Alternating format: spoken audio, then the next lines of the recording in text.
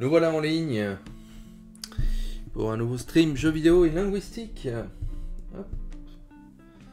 Tout a l'air de fonctionner, le micro fonctionne, la musique fonctionne, la caméra, tout semble être en ordre, super.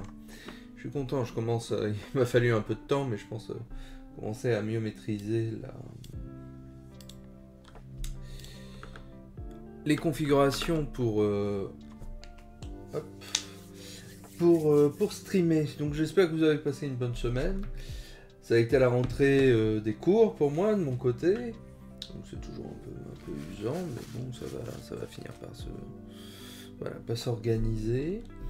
Et donc cette semaine, je voulais parler d'un projet et d'un article qui en parle, qui est mené par un chercheur de Caen, du CRISCO. Alors, chercheur à présent émérite, évidemment. Évidemment, ce n'est pas évident, mais reconnu et spécialiste, notamment de tout ce qui est sémantique et notamment lexicographie, tout ce qui concerne donc l'établissement des dictionnaires. Alors je ne sais pas si vous avez déjà eu à faire cette distinction ou si vous la connaissiez, mais voilà, donc en linguistique on va distinguer la lexicologie, qui est donc le sous-domaine notamment de la sémantique qui analyse les mots de notre lexique ou du lexique d'une langue. Et puis vous avez la lexicographie, qui est donc l'étude et la science d'écrire des dictionnaires. Et les deux ne se rencontrent pas nécessairement. puisqu'il y a plusieurs façons, on peut étudier des mots qui ne sont pas dans les dictionnaires, si vous voulez. C'est bien pour ça qu'à chaque rentrée, il y a toujours les nouveaux mots du dictionnaire. Hein, là, on en a eu encore récemment. Hein, chaque année, Larousse, Robert, etc., que sais-je, mettent à jour leur documentation, leur liste, et donc à chaque fois ça fait un sujet facile pour les journaux, pour la radio, la télé, etc. Ah, tiens, cette année apparaît tel mot, etc. J'ai pas regardé d'ailleurs quels sont les nouveaux mots du dictionnaire 2024. J'ai pas regardé les nouveaux mots du petit Larousse et du petit Robert. Qu'est-ce qu'on a eu? Top 10 des mots nouveaux du Robert, sur le Robert. Alors, qu'est-ce qu'on a eu? Des mots de société, comme complosphère, réunion hybride, mégenré, les publics empêchés, mots de l'environnement, mégabassine, dette climatique, indice de réparabilité. Là, je vais me mettre là, je suis sur le site directement du Robert, hein, puisqu'ils ont un blog et puis ils tiennent une liste assez complète de leurs décisions éditoriales. Hein. Mots des sciences et technologies, métavers, minage de crypto-monnaies, multivers, mots de la gastronomie, babka, cougnou, pokéball, craquelin, mots des sports et loisirs, parcours. Parcours, ça n'y était pas déjà, d'accord. Webtoon, wingfoil, mots de la francophonie, gaïole, info nuagique, clette. J'avoue, je ne les connais pas tous. Info nuagique, je présume que c'est quelque chose lié à l'informatique, c'est peut-être le cloud. Ouais, c'est ça. Info nuagique. Ok. Proposé au Canada, c'est bien ça. Une clette, personne incompétente en Belgique. Je vais l'adopter ça. Quelle bande de clettes. Et gaïole, Belgique, cage où on enferme les oiseaux. But délimité par le filet ou prison. Gaïole. Ok, je connaissais pas. Mot du langage familier, crush, coster, mettre une disquette, être en PLS. Et puis un zoom sur ces différents petits mots. Donc très bien. Donc c'est toujours un événement, surtout que les dictionnaires donnent toujours de la légitimité à certains mots, mais comme les grammaires, une langue qui tout d'un coup se dote d'une grammaire a une légitimité, une grammaire officielle, j'entends.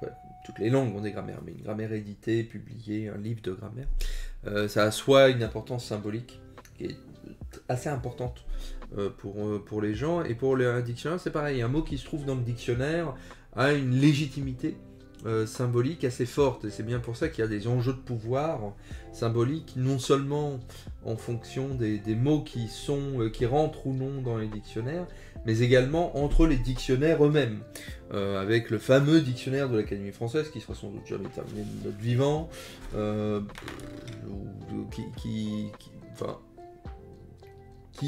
pour qui ça a de l'importance maintenant, mais voilà, entre notamment Larousse et Robert, avec Robert qui a cette réputation d'être alors un dictionnaire qui est vraiment fondé sur des corpus, et donc sur l'usage, la fréquence des mots, et donc au bout d'un certain palier, ou si le mot s'est vraiment imposé dans le discours contemporain, le Robert a tendance plus facilement à inclure ce mot dans son dictionnaire, alors que d'autres font d'autres choix éditoriaux, qui sont plus ou moins opaques, plus ou moins avoués, mais il n'y a pas besoin qu'un mot soit vieilli ou qu'il ait une date de péremption pour entrer dans un dictionnaire.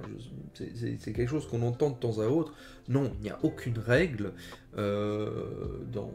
signée dans le sang pour qu'un mot rentre ou non dans le dictionnaire. Bon, vous avez des mots très fréquents qui peuvent ne pas y être, des mots d'argot par exemple, qui ne sont pas tous représentés dans les dictionnaires de langue courante, et puis vous avez des mots plus rares qui sont plus récents et puis peu usités, des mots scientifiques par exemple, etc., qui eux par contre vont avoir droit de citer.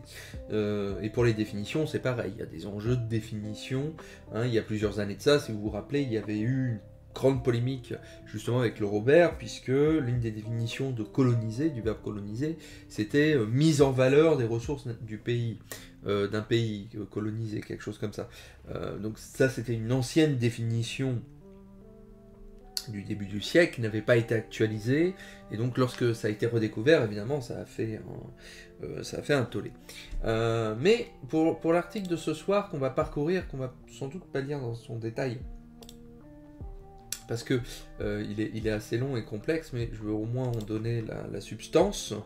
On va parler de deux ressources lexicales, alors qui ne sont pas tant des dictionnaires que des trésors. Et la distinction est assez importante.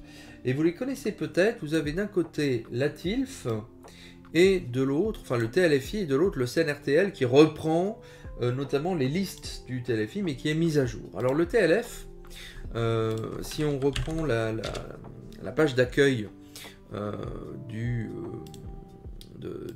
TLF, si vous ne le connaissez pas, c'était un projet de recherche mené à l'Université de Lorraine, au laboratoire ATILF, analyse et traitement informatique de la langue française, qui a rédigé un dictionnaire, enfin un trésor plutôt, je vais expliquer la différence entre les deux, à la fois en version papier, à la fois en version informatisée, qui s'appelle donc le TLF, le Trésor de la langue française, et TLFI, Trésor de la langue française informatisée.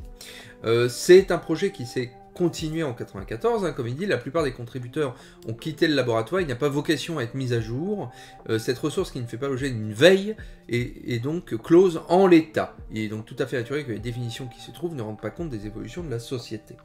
Je le rajoute, je le consulte quand même néanmoins parce qu'il est très très riche et surtout, il a une dimension d'exhaustivité. C'est ça la différence entre le dictionnaire et le trésor. C'est-à-dire que grosso modo, le dictionnaire est un ouvrage qui se veut fonctionnel, qui désire vraiment dresser une liste des vocables, non seulement les plus usuels de la langue, mais aussi les plus... ceux dont la définition pourrait effectivement poser problème, alors qu'un trésor, lui, vise l'exhaustivité. Il vise à prendre un corpus fini d'œuvres d'une langue, corpus écrit généralement, et passer en revue l'intégralité des termes de ce corpus et leur donner une définition. Donc on va y trouver des mots rares, des mots oubliés, des mots qui n'ont pas connu une grande vie au-delà de leur première époque d'apparition. Et donc, il y a une dimension d'exhaustivité qui est très intéressante, et notamment lorsqu'on travaille sur des textes un peu vieux, parce qu'on a comme ça des occurrences intéressantes. Et donc le TLF s'était fondé sur le corpus Frontex, dont j'ai déjà eu l'occasion de parler, qui est une très grosse ressource textuelle, développée à l'Université de Lorraine également, et donc Frontex a servi de source pour le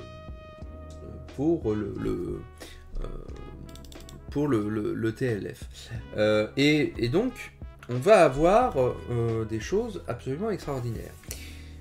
Ce qui est aussi extraordinaire dans le TLF, et là c'est un très gros travail qui a été fait, c'est qu'on a des notices étymologiques et historiques très très fines dans le TLF. Donc là j'ai pris l'exemple du mot curieux, curieuse, qui est l'un des mots de l'illustration de l'article dont on va parler ce soir. Et donc vous avez donc, comme dans n'importe quel dictionnaire, il y a eu un travail de lexicographie absolument prodigieux sur plusieurs années, les sens répartis en différentes entrées. Donc vous avez un grand 1 au sens actif, qui concerne des personnes qui éprouvent de l'intérêt pour quelque chose, et puis un peu plus bas vous avez un sens grand 2, voilà, ici, au sens passif, concerne des personnes ou des choses qui suscitent un intérêt particulier. Et après, vous avez des subdivisions. Au sens actif, vieilli, curieux 2, désireux de posséder. Madame Worm, c'est curieuse d'objets anciens, chez Anatole France. Désireux de posséder charnellement. C'était Albertine qui était curieuse de moi, disait Proust. Ensuite, un sens usuel, en bonne part, emploi adjectival, guidé par l'intérêt, bon, etc. Vous avez tout le déploiement des différents sens. Et puis en bas, vous avez, alors ça ne paye pas de mine, mais vous avez ça. Hop, un petit paragraphe comme ça qui a toujours plus ou moins la même structure. Je vais zoomer ici, qui commence par prononciation et orthographe. Donc vous avez prononciation et orthographe, donc évidemment la phonétique, curieux, avec occasionnellement des commentaires sur la prononciation, s'il y a une ambiguïté ou s'il y a des prononciations concurrentes. Puis après, vous avez toute la notice historique qui a été patiemment faite par les diacroniciens, les philologues, donc présent dans Académie 1694, première attestation voilà, dans un dictionnaire, sous la vedette Cure, SV Cure. La vedette, pour les dictionnaires, les trésors, les lexicographes, c'est le mot d'entrée du dictionnaire. C'est ce qu'on appelle le mot vedette. On le précise parce que une vedette n'est pas nécessairement voilà, n'est pas forcément la forme, toutes les formes d'un mot. Pour un adjectif, par exemple, c'est la forme masculin singulier qui va s'imposer sur le féminin. Et puis parfois, comme dans les anciens dictionnaires de l'Académie, il y avait des classements dérivationnels, c'est-à-dire que vous aviez le mot racine et puis ensuite tous ses dérivés. Donc il n'y avait pas d'entrée curieux dans le dictionnaire de 1694, il fallait aller à cure, dont il dérive, dans le sens de qui a soin d'eux, et puis en dessous vous trouviez curieux. Et puis ensuite vous avez toute une partie étymologique avec un déploiement des différents sens, c'est-à-dire quel est le sens le plus ancien, et puis à partir de là, quel est le sens dévié, ABC, vous avez un 2 ici, 3, 4, etc., avec à chaque fois des attestations. Donc par exemple, un 3A, 1591, d'après FEW, donc là c'est le Französisches Etymologic Workbook, un très gros livre d'étymologie de la langue française qui a été publié au début du XXe siècle en Allemagne, qui a un travail colossal de philologie, qui n'a été égalé que bien des années plus tard par le Robert historique de la langue française d'Alain Rey. Et donc, voilà, en 1591, d'après ce dictionnaire-là, en substantif, incurieux, indiscret, que l'on trouve attesté pour la première fois chez Amyot de la curiosité. 1636, adjectif qui recherche des choses, etc. Pour Monet, et puis à chaque fois des citations, Vidocq par exemple, Amyot encore, Jean-Jacques Rousseau, bête curieuse, et puis à la fin, emprunté au latin classique curiosus, qui a du soin, vite de savoir, indiscret. Vous avez des informations de fréquence, diverses et variées, et puis voilà. Sauf que vous voyez bien que, c'est ça le problème, ce type de liste, aujourd'hui, pour le TLF, est assez, on peut le dire, assez imbitable, c'est pas très lisible.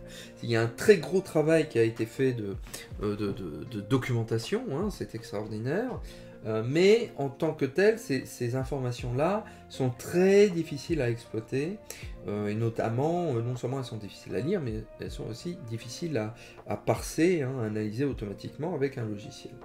Et puis à côté de ça, vous avez donc cette base de données qui a été notamment reprise partiellement, pas que, dans le CNRTL, donc en collaboration avec toujours la TILF, le CNRS et Ortholang, donc qui est un consortium d'outils, comme le nom l'indique, et de ressources pour un traitement automatisé de la langue, Ortholang, qui a repris ces documents lexicographiques et d'autres. Vous voyez là, il y a le TLFI, il y a le 9e dictionnaire de l'Académie, le 8e, le 4e, d'autres dictionnaires comme le DMF, le dictionnaire du moyen français, et donc qui reprend cette base, mais là vous voyez que l'effet de la lecture est quand même mieux, puisqu'il y a une coloration, ne serait-ce que des différentes entrées, qui permet de mieux situer les définitions.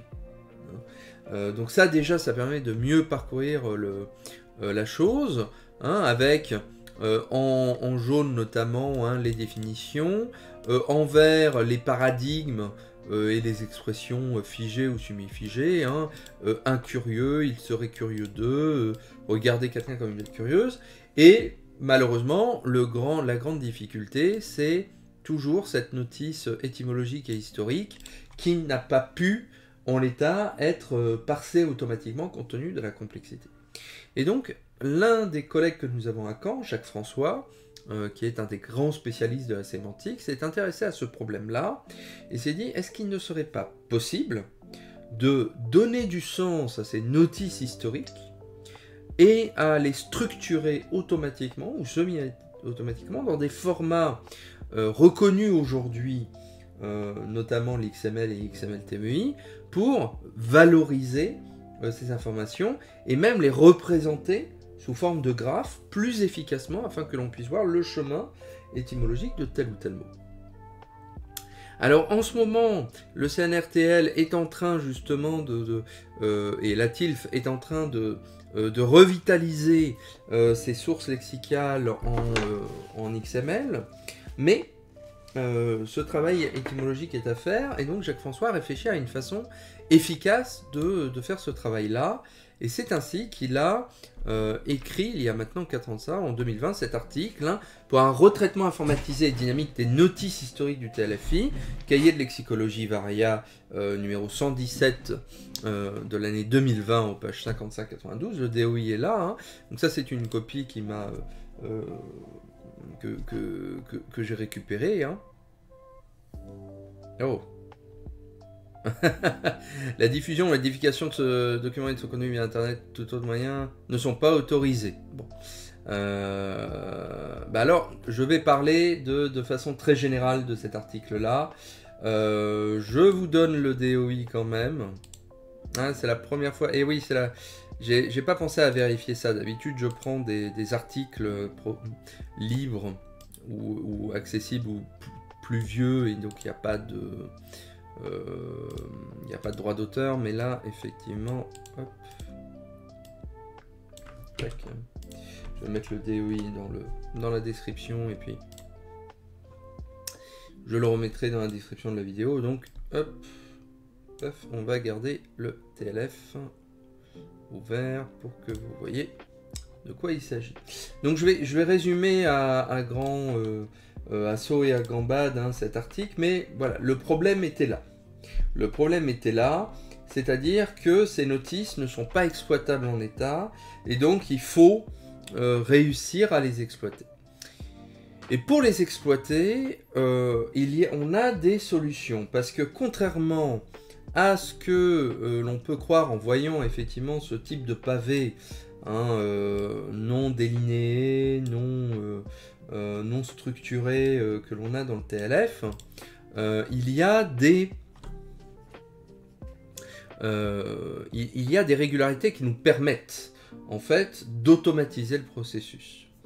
Déjà, on remarquera que la façon dont ces notices sont construites répondent à des règles dictionnériques très bien établies. Déjà, il y a ce que l'on appelle une organisation interne en intention croissante, ou en extension décroissante, c'est-à-dire du général au particulier. L'intention et l'extension, ce sont des concepts qui sont souvent exploités en sciences du langage, et en sémantique. Ce sont des concepts miroirs. On appelle l'extension tous les sens possibles et inimaginables, hein, pour signifier que peut avoir un mot, indépendamment de son contexte. Et l'intention, au contraire, ce sont les sens spécifiques que peut avoir un mot dans un certain contexte particulier. Donc en fait, on a des effets d'échelle, hein, et de vase communicant. Plus l'extension d'un mot est grande, c'est-à-dire plus il peut avoir de sens particuliers indépendamment du contexte, plus son intention va être faible et réciproquement. Plus un mot ne peut avoir qu'un terme très spécifique, hein, moins son extension sera forte. Typiquement, vous avez par exemple des mots qui ont des extensions très fortes, hein, du type chose, bidule, machin, etc. Et donc leur intention va être très faible, hein, ils ne vont pas avoir d'indication. Puis à l'inverse, vous avez des mots qui sont très spécifiques, des mots de science par exemple, lexicographie, bon, où là c'est difficile de lui donner un autre sens que celui qu'il a en intention, hein, dans un contexte spécifique. Et donc généralement les dictionnaires et les notices historiques, depuis la période moderne, ont coutume d'organiser ces définitions-là du général au particulier. C'est-à-dire qu'on va partir du sens le plus générique, et puis on va aller progressivement vers les sens les plus spécifiques. C'est ce que l'on a, hein, pour curieux, par exemple au sens passif, hein, si je le prends, hein, c'est-à-dire qu'on a qui suscite l'intérêt par sa nouveauté ou son étrangeté, et puis ensuite seulement, hein, quelque chose de révélateur. Hein, bon. Ou bien alors, hein, pour le premier emploi, curieux, hein, qui éprouve de l'intérêt, on a désireux de posséder, qui s'occupe avec sollicitude. Il faut aller à la fin de cette partie-là pour trouver des sens péjoratifs plus spécifiques comme incurieux, hein, synonyme voyeur, amateur de scènes crapuleuses qui fréquentent les bains de vapeur pour assister à des actes honteux. Bon, il y a une continuité sémantique évidemment entre les deux, mais on voit bien que l'intention, l'utiliser est quand même un peu plus spécifique. Et puis tous les termes argotiques, le grand curieux, hein, le ministre de la Justice par exemple, le curieux de la planche à pain, président du tribunal. Ce type de choses. Et puis vous avez ensuite un deuxième principe qui vient se superposer à celui-là, c'est l'ordre chronologique, tout simplement. Hein. On va d'abord mettre au premier les sens vieillis, hein, n'est-ce pas? Et avant de mettre les sens les plus neufs, pour des questions à nouveau, cette fois-ci logique, on va dire, de fonctionnelle, de fréquence, en fait. C'est-à-dire que un mot qui est vieilli, c'est-à-dire qu'il est resté dans le lexique plus longtemps que d'autres, et donc on a plus de chances de le rencontrer, et de le rencontrer mathématiquement dans son sens de vieilli. Alors que les sens nouveaux, eux, viennent juste d'apparaître, ils sont tout neufs, et donc ils sont encore en train d'être stabilisés au niveau de leur emploi et de leur définition, et donc on va les mettre un peu plus loin dans la liste. Et évidemment, pour les notices historiques, on suit hein, cette double organisation, hein, c'est-à-dire que là, si vous voyez, étymologie et histoire de curieux, on est à la première moitié du XIIe siècle, puis ensuite 1155, 1606, puis quand on passe au sens 2, donc au deuxième grand sens, 1538, puis 1651, puis le sens 3, etc. Donc on se répartit comme ça. Donc ça, ce sont des grands principes étymologiques et dictionnairiques, développés par Littré, développés par des philologues allemands. Hein. Donc je parlais tout à l'heure du Französische Etymologische Wörterbuch, Wörterbuch d'ailleurs, pas Wörterbuch, le FEW, développé initialement par Walter von Warburg. Ce sont vraiment des concepts aujourd'hui qui ont été assimilés par tous les dictionnaires. Donc l'idée maintenant que l'on a ça, c'est est-ce qu'il est possible de structurer ces notices TEI de la façon la plus efficace de ces notices historiques de la façon la plus efficace qui soit, pour éventuellement les transformer en XML et dans une structure qui serait exploitable aujourd'hui tant par les êtres humains que par les machines. Et en fait, oui, parce que si vous regardez effectivement cette notice, on peut voir que il y a déjà des instructions de numérotation, d'italique par exemple, donc tout ce qui est d'enrichissement formel, que l'on est capable de récupérer. Et donc, ces différentes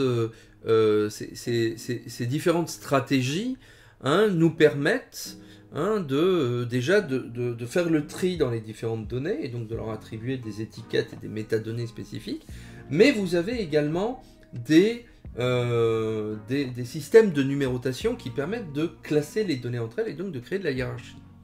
Premier problème, c'est la numérotation. Le problème de cette numérotation, c'est qu'elle est lacunaire en tant que telle si on la lit de façon lisible. C'est-à-dire que si vous voyez par exemple le B qui se trouve ici, ben, ça vaut autant pour un B que là, vous voyez un peu plus bas, 3B. Donc, c'est-à-dire que vous n'avez pas une numérotation continue, explicite, que l'on pourrait déplier, mais il va falloir en fait trouver le moyen de le récupérer. Donc ça, bon, les informaticiens diront, bah, il suffit de prendre à chaque fois l'élément le plus haut de la liste, et puis de lui attribuer. C'est pas un problème. Cependant, une autre difficulté que l'on a, c'est au niveau de l'homogénéisation de toutes ces notices, c'est que le système de numérotation n'est pas homogène. C'est-à-dire que là, vous voyez, vous avez un système de numérotation qui n'a que 2 symboles, hein, un chiffre arabe et puis une lettre avec un parenthèse, mais pour les mots les plus complexes, vous en avez en vérité 5. Vous avez des chiffres romains, des lettres majuscules, des chiffres arabes, des lettres minuscules et même des lettres grecques, du type alpha, bêta, etc., pour certains mots très complexes. C'est ce que vous aviez ici. Hein. Vous avez grand 1, A, et puis ensuite 1. Et puis éventuellement un A, etc. Donc en fait, vous avez une structure plus complexe qu'il faut uniformiser, parce qu'évidemment, on ne peut pas avoir des niveaux de structuration dépareillés à ce niveau-là. Bon. Ensuite, il y a des problèmes de datation d'un notice historique, puisque les dates ne sont pas homogènes. C'est-à-dire que vous avez tantôt des situations de type première moitié de tel siècle, vous avez ensuite des empans 1828-1829, des dates plus précises, d'autres dates qui coexistent les unes par rapport aux autres. Parfois vous avez eu juste Kirka telle année, hein, CA telle année. Donc tout ça, ce sont autant de diversité d'écriture qui mettent à mal en fait une procédure simple d'homogénéisation. Or, il y a énormément de notices dans TLF et on ne peut pas passer manuellement dans chacun d'entre eux. C'est un processus qu'il faut nécessairement automatiser. Le fait est que ces notices historiques soient si éparses les unes par rapport aux autres, c'est tout simplement parce que le TLF, ça a été une entreprise qui a duré plusieurs années, qui a nécessité un très grand nombre de chercheurs sur la question, selon différentes campagnes d'annotation, et donc, sur un espace de temps aussi grand, on ne peut pas exiger une régularité absolue dans cette notation. Surtout qu'à l'époque, hein, le projet s'arrête en 1994, on n'est pas encore totalement familiarisé avec l'outil informatique dans les laboratoires de recherche, notamment en sciences humaines. Ça rentre, hein, on y est, mais tout le monde n'utilise pas forcément ça pour travailler. Donc il peut y avoir un ingénieur ou un informaticien qui met au propre des notes d'un collègue linguiste et donc qui ne voit pas les enjeux de la structure, etc. Donc c'est un peu compliqué tout ça. C'est un peu compliqué.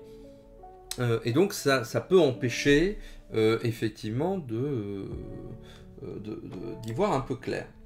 Donc toutes ces choses-là et d'autres, hein, là vous voyez, il y a par exemple des indications grammaticales du type substantif, adjectif, argot, emprunt, etc., ce type de choses, les références livresques de citations dont sont issus ces différents sens, toutes ces choses-là hein, sont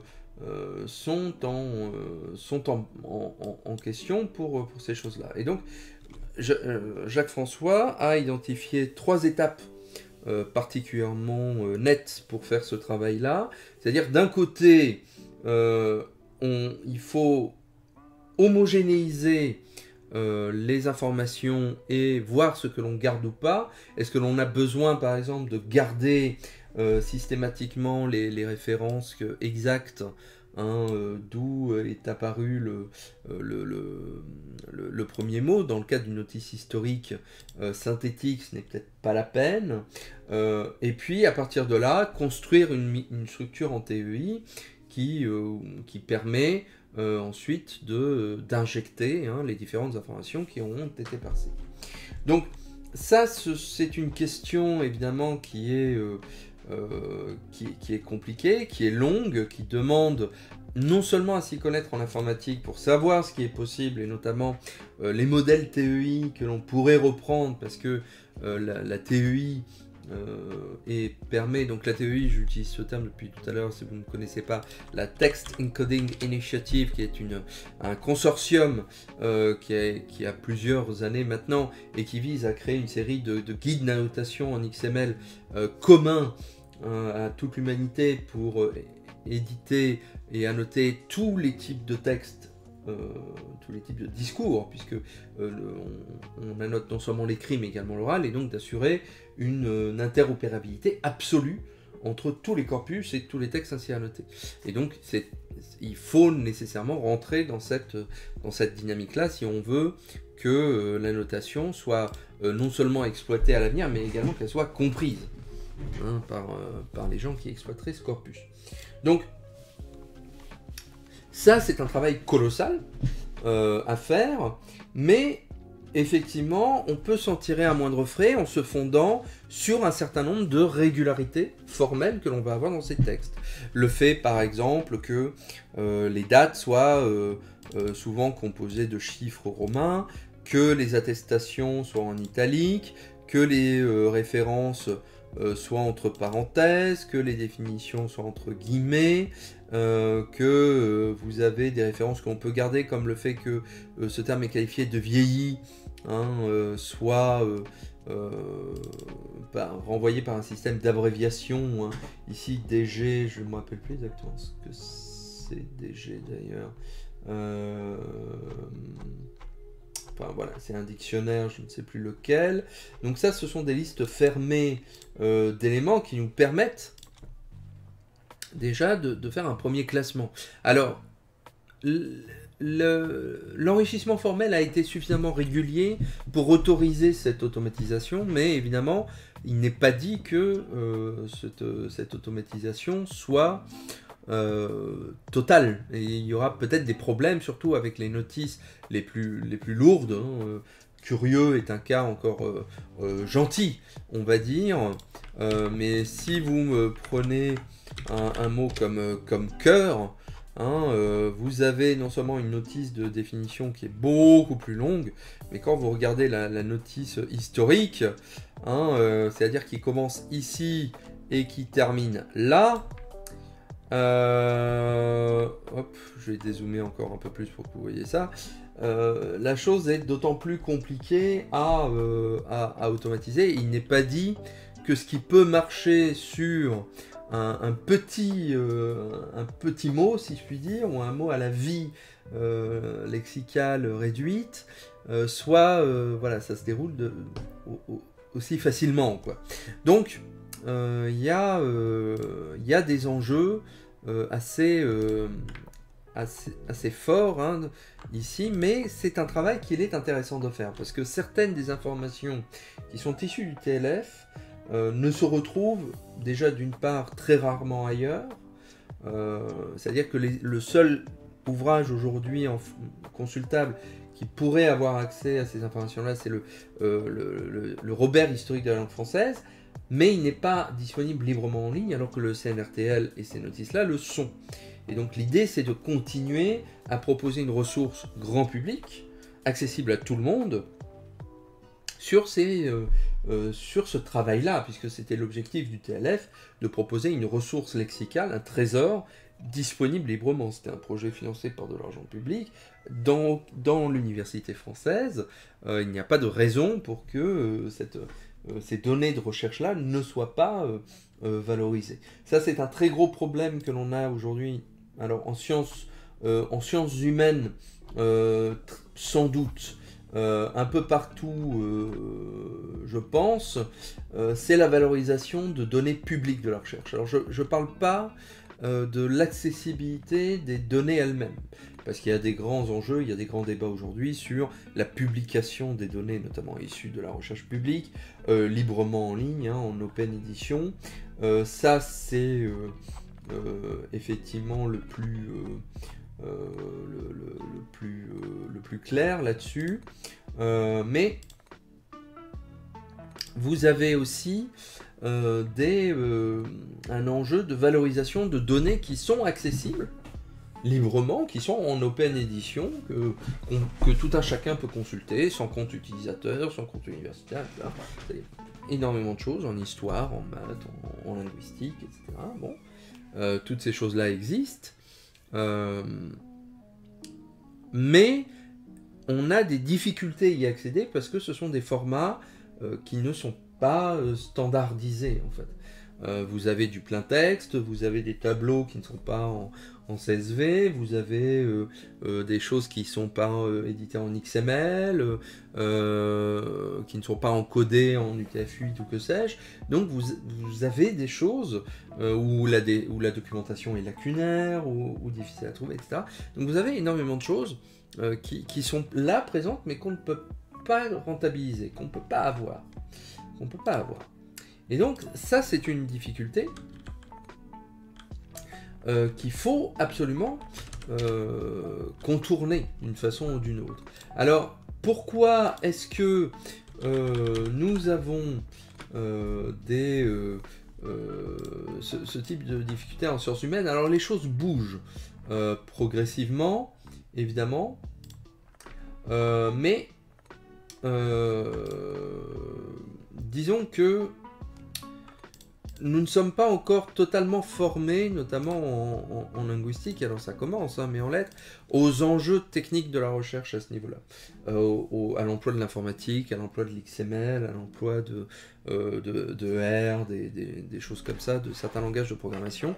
Ça vient progressivement, il y en a plus maintenant qu'il y en a eu jadis, notamment au niveau licence et master, il y a maintenant des formations qui prennent en compte vraiment ces enjeux-là et qui forment vraiment des linguistes ayant cette sensibilité-là d'informaticien. Mais voilà, c'est encore en train de se développer. Alors je dis linguiste ayant des formations d'informaticien parce qu'évidemment la formation qu'on peut recevoir là ne fait pas les linguistes, ne transforment pas les linguistes en informaticiens.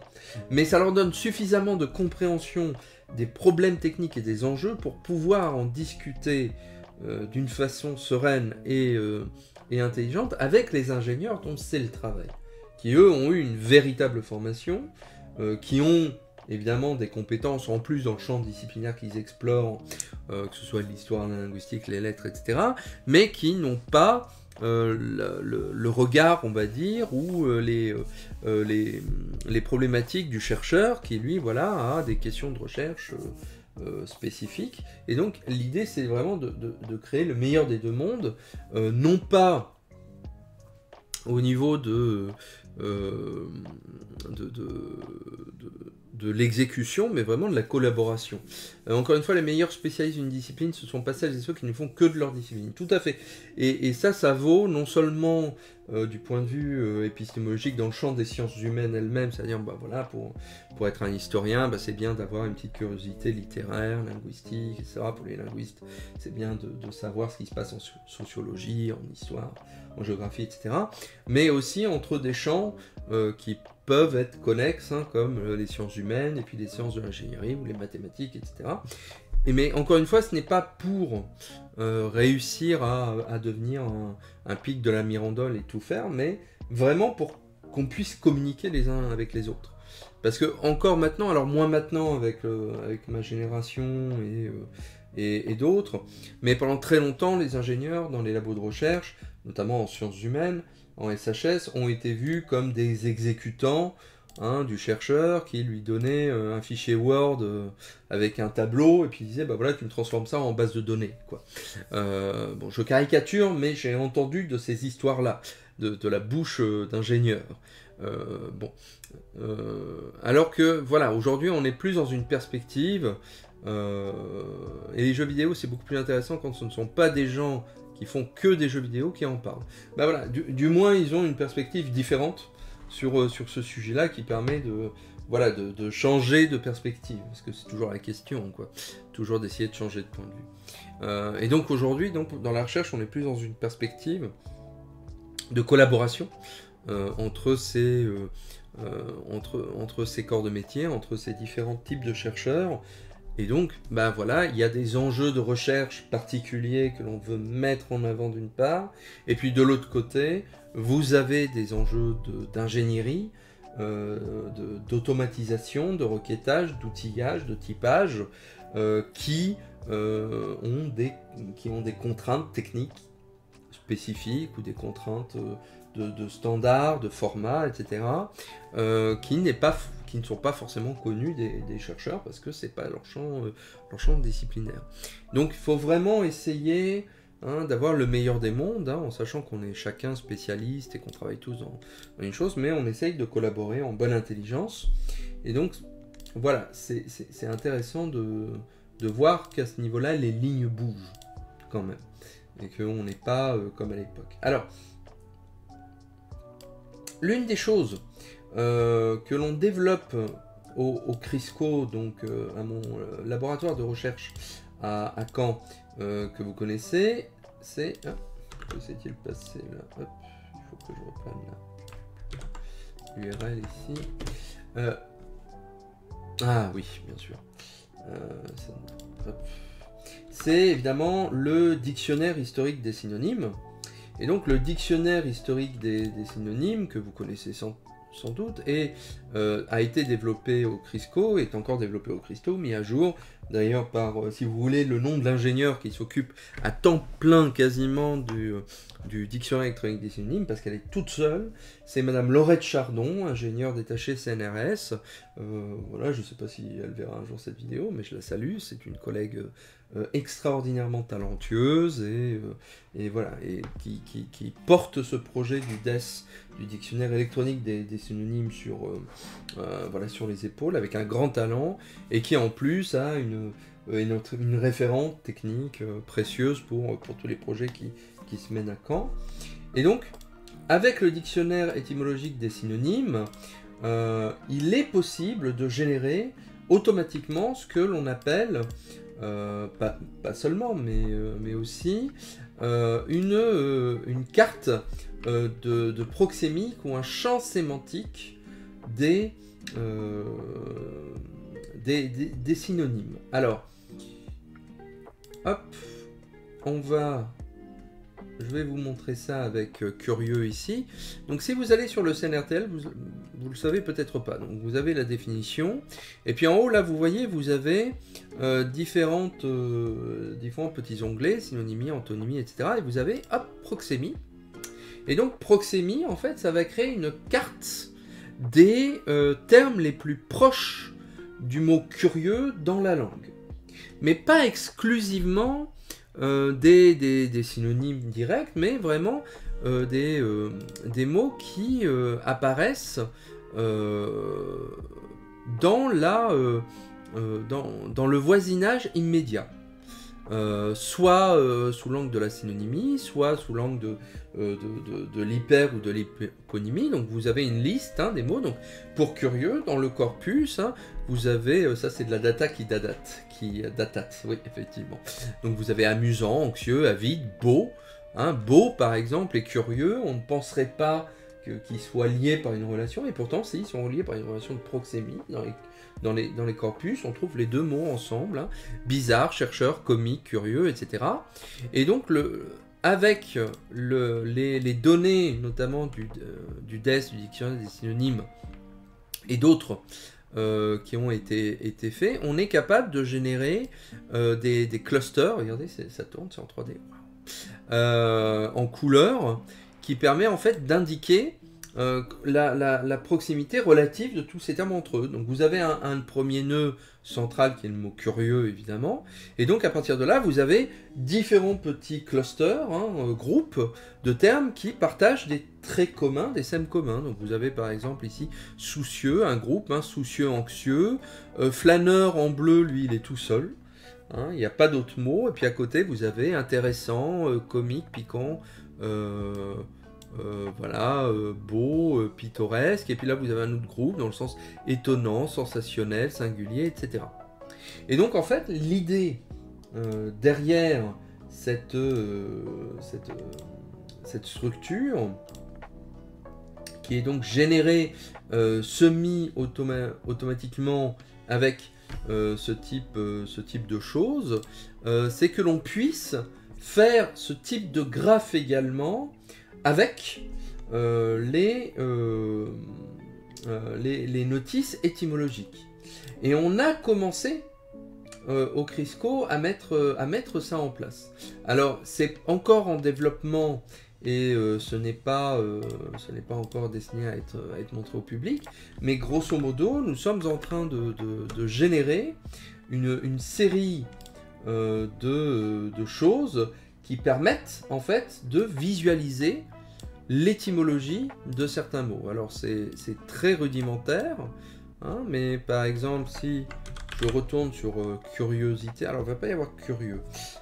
Est-ce qu'il va y avoir assiette par exemple? Non. Qu'est-ce que je pourrais mettre? Chaleur par exemple. Hop. Et donc là vous avez l'export directement de la notice historique du TLF pour le mot chaleur. Donc le travail, vous voyez, a été bien commencé. Donc chaleur, début 12e, chaleur, puis 2 vers 1920, etc. Et donc là, on a repris tous ces niveaux structurels et les informations pertinentes. Et là, vous voyez, on a un graphe d'évolution du sens par siècle sur l'axe horizontal et avec les sens déviés au fur et à mesure, avec des enjeux du coup de croisement et d'évolution croisée. C'est-à-dire que vous avez des sens qui vont du coup se spécialiser, qui vont devenir plus resserrés au fur et à mesure du temps. Vous avez des sens qui vont devenir plus étendus, vous allez avoir des sens qui vont disparaître, vous avez des sens qui vont apparaître, et donc ça, on peut le visualiser dans un graphe. Chaleur, par exemple, vous voyez, on a une complexité régulière, hein, mais les mots précédents continuent à venir. Mais vous avez des voies, vous avez toujours ce type d'arbre bifide, hein, qu'on pourrait reproduire. Vous avez toujours une branche qui est plus courte que l'autre. Par exemple, le sens 3, hein, hop, qui est donc ici, il est divisé en 3A et 3B. 3A, c'est période des amours, avoir ses chaleurs. 3B, ardeur des sens, qui est donc le même dérivé de cette idée de période des amours, mais seul le sens 3B, ardeur des sens, va donner naissance au sens 4, vitalité, élan naturel, enthousiasme. Hein, un sens plus tard. Ce n'est pas le sens de moment ou période des amours qui a donné naissance à ce sens-là. Si je prends un autre mot, alors détail, il va être un peu plus... Facteur, par exemple. Paf, hein, il va être plus intéressant. Là, on voit très bien, au fur et à mesure, hein, la façon dont les sens se sont dérivés. Hein. Vous avez un premier sens A, chargé d'un négoce, qui va donner sens A2, fabricant d'orgue. A3, celui qui porte, distribue les lettres. Et ensuite, il faut attendre le 18e siècle pour atteindre le niveau B1 en mathématiques, qui est en fait le sens mathématique, le facteur d'un chiffre, qui est mis donc en exposant dans le cadre du calcul des puissances. Et puis, de ce sens-là, dérive chacun des éléments contribuant à un résultat, qui est un des facteurs de risque qu'on dit, etc. Donc, on a vraiment un petit work in progress là, de ce que ça peut faire, avec des statistiques, hein, des informations sur le projet, etc., avec le nom des chercheurs qui ont travaillé dessus. Et donc, l'idée, c'est de faire ça sur les 100 000 mots du TLF, alors que là, on en a fait, Laurette Chardon, on a fait moins, on va dire, mais elle ne travaille pas que là-dessus, et donc ça permet véritablement de voir les différentes évolutions. Et donc à terme, ce que l'on aimerait également pouvoir faire, c'est un type de représentation. On peut même sélectionner des boîtes là pour exporter ce qui nous intéresse et tout. Ce qu'on aimerait bien faire également, c'est changer le mode de représentation pour voir plus directement quels sont les sens qui demeurent à un certain siècle et ceux qui sont plus restreints à un siècle en particulier et qui disparaissent après, en sachant que en matière d'étymologie et d'évolution historique, les mots, tous les mots, pas seulement ceux de la langue française, subissent deux grands types d'évolution. Ils ont des phénomènes d'expansion, donc c'est-à-dire qu'ils partaient d'une intention très élevée et puis on progresse vers une extension de plus en plus forte. Leur sens en quelque sorte se généralise. Hein, c'est ce qu'on a eu beaucoup avec le sens médical, hein, avec les mots d'origine médicale, vous savez, des mots comme paranoïa, comme prothèse, comme ce type de choses. À la base, ce sont des mots, à l'origine, des mots qui ont des sens médicaux très spécifiques, et on ne les rencontre que dans les textes médicaux, et puis progressivement, par métonymie, par métaphore, etc., ils ont une extension de plus en plus forte, et donc du coup ils trouvent à s'appliquer à d'autres sens. Et puis à l'inverse, vous avez ce qu'on appelle des contractions ou ce qu'on appelle des transferts de charge, hein, pour prendre une métaphore un peu électrique, qui consiste en fait à spécialiser un sens en particulier en se focalisant sur une certaine représentation. Et donc vous aviez des sens très généraux qui au fur et à mesure vont se cantonner à quelque chose de plus particulier. C'est ce que vous avez eu par exemple avec des mots comme navré, hein, qui en ancien français, vous le savez peut-être, signifie être blessé, notamment physiquement, mais aussi moralement, et qui aujourd'hui, être navré, c'est un tout petit sens très affaibli de être désolé pour quelque chose sans lien avec la blessure physique. Donc vous avez, grosso modo, ces deux grands types de phénomènes, et donc ça, ce sont des choses que l'on sait, et ce sont des choses que l'on a observées très attentivement sur des mots vedettes et des termes qui sont très spécifiques, ou qui ont une richesse polysémique absolument dantesque, et donc qui permet d'éprouver des hypothèses, mais la complexité de mener ça à très grande échelle nous empêche de voir les subtilités de l'évolution sur plusieurs siècles. Or, cette documentation-là, on l'a maintenant.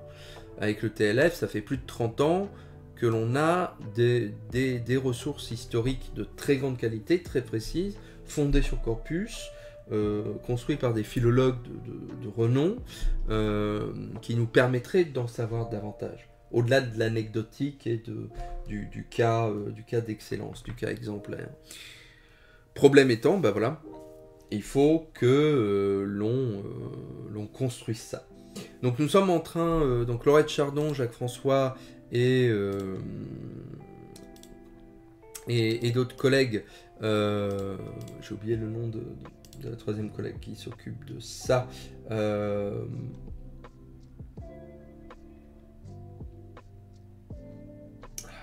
mince, laissez-moi y revenir.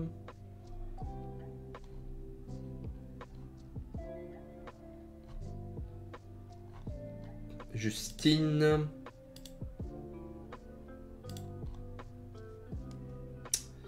Justine, j'ai vu son nom à l'instant en plus.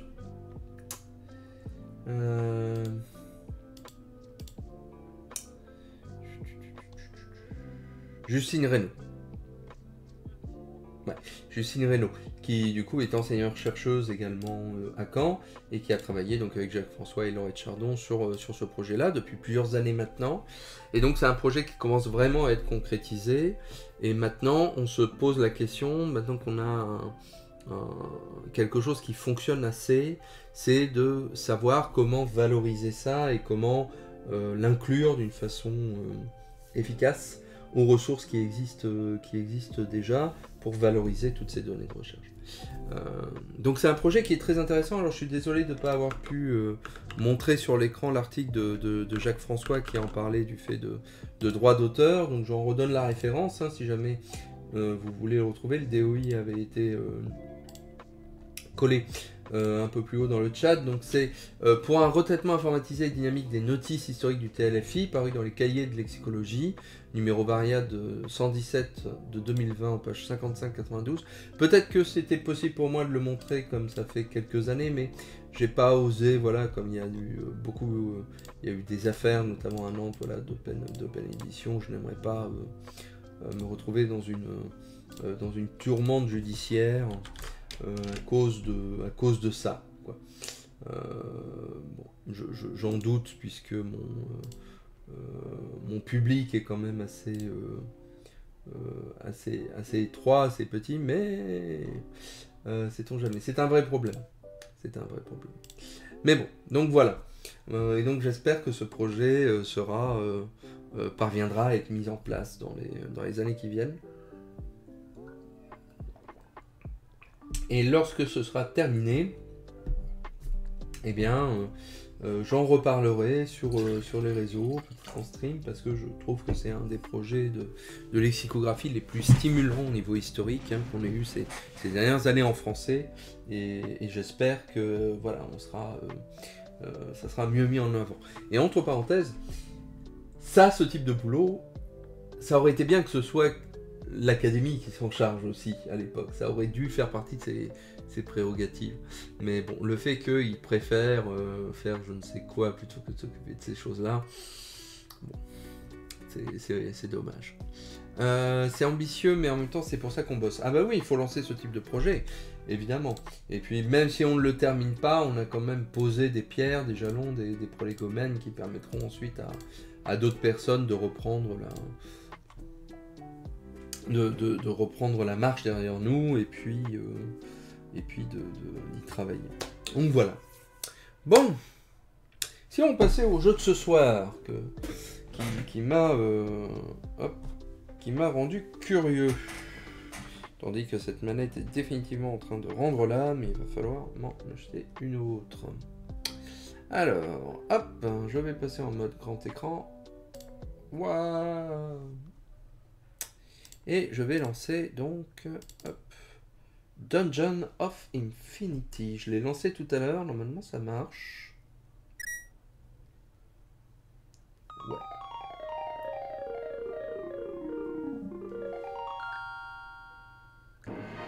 Alors, The Legend of Zelda Dungeons of Infinity. Alors, j'ai vu passer ça totalement par hasard sur YouTube. En regardant Vinesauce, qui est un YouTuber américain que je suis depuis quelques temps. C'est un roguelite sur A Link to the Past. Alors ce n'est pas un ROM hack, c'est un jeu qui a été fait sous Game Maker avec les assets du jeu original.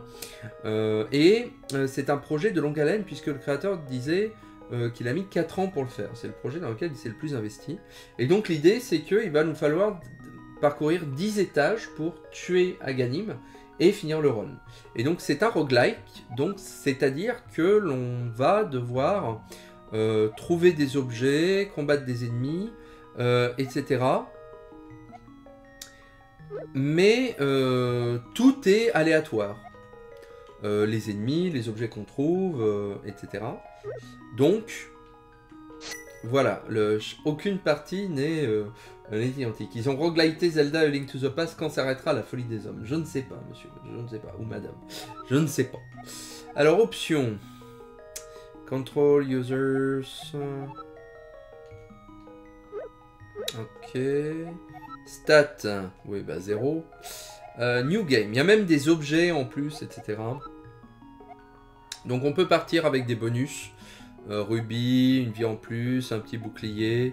Il y a des nouveaux objets, comme là, il y a un bâton de pierre. Alors vous voyez, il y a un petit chiffre à côté, parce que les bâtons, type bâton de feu et de glace, n'utilisent pas de la magie, mais ont un nombre de coups limité. Mais on peut les recharger. Des orbes de feu, des antidotes. Antidotes, ça veut dire qu'on peut être empoisonné, intéressant. Et puis on a genre des challenges, low health, petit inventaire, parce que l'inventaire est limité aussi, j'ai vu. Nomad, pitch black, tout est noir, d'accord. Curse galore, Curses galore, et on peut changer son personnage. On peut jouer Link, Linkette, un petit singe, Frog de Chrono Trigger, un renard, un hibou, une petite souris, un loup ou le petit lapin. On va prendre le Zelda normal et puis on y va. Donc des soins à gagner. Donc que je regarde. Donc là, ce qui est caché par ma petite tête, c'est mes cœurs de vie. Je commence avec 4 cœurs. Il y a mon comptoir de magie aussi qui est caché. En dessous, vous avez, alors si j'ai bien compris, donc l'épée, c'est mon degré de puissance qui peut aller augmenter. Ma défense en 0. Rubis, flèche, bombe, clé. Mes objets de non équipables, tout le temps actifs, comme les tuniques, les boucliers, etc. Les pendentifs, les cristaux, il faut trouver 3 cristaux pour finir Aghanim. Et à gauche, et à droite, vous avez un petit plan, et puis l'organisation du niveau avec 1, 2, 3, la tête de mort c'est les boss, les petites tentes ce sont des points de sauvegarde, alors, qui ressemblent à des petites grottes sur le côté droit. Vous avez des villages, des choses comme ça, donc on va voir. Donc là, c'est mon inventaire. Voilà, là je peux cacher le HUD.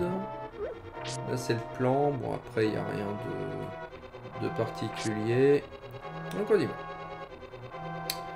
Je découvre le jeu, hein. Je l'ai juste lancé tout à l'heure pour voir si ça marchait.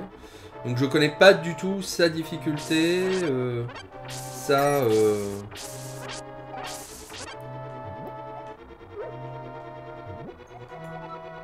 Ah, d'accord, il faut équiper comme ça. Ok. Je connais pas du tout. Donc on va voir. Allons-y.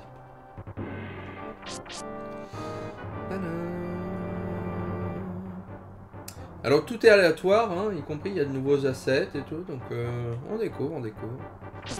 Et évidemment, comme toujours, la difficulté va aller augmentant.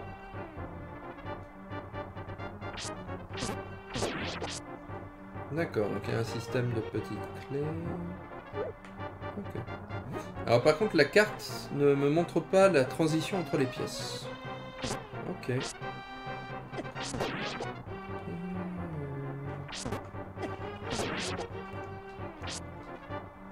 Est-ce que je peux prendre ça? Non.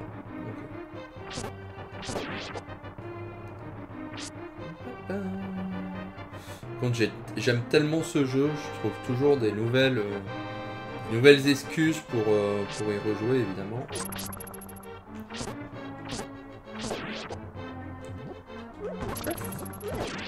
Aïe. Alors faut que je fasse gaffe quand même, parce que c'est un roguelite, donc les ennemis vont sans doute pas donner de cœur. Oh! You got a ruby gemstone. Find one of Zora's pond to trade gems for items. D'accord. Turquoise. D'accord, ok. Donc, Zora, on pourra convertir des items. Ok, donc ça rentre dans mon inventaire. Mais ouais, je pense que... Ça sent... Ah si, il y avait quand même un petit... un peu de richesse sous l'épaule, d'accord. Ok. Ça sent l'excuse pour relancer A Link to the Past. Oh, j'ai jamais besoin d'excuses, hein. J'ai fait un marathon il y a pas longtemps, et puis... ça fait longtemps que j'ai pas fait de randomiseur.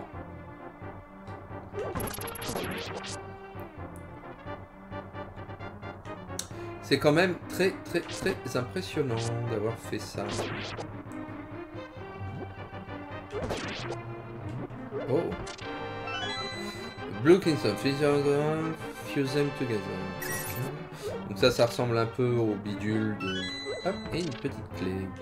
Ça ressemble un peu au bidule de Minish Cap. Le jeu se contrôle très bien, hein. Ce n'est pas un ROM hack, mais alors c'est bluffant au niveau de la maniabilité, on pourrait s'y croire. Aïe, je vais mourir dans le premier niveau, c'est affreux. Un coffre. Du fric.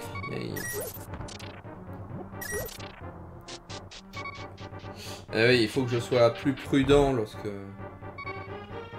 Et donc là, on passe au niveau 2. Ok. Upgrade d'épée. Steel Sword. Ah si, il y a quand même des petits cœurs qui peuvent être trouvés sous les... Et voilà, un marchand. Mais tout est trop cher pour moi. D'accord. Les effets de lumière sont vraiment cool.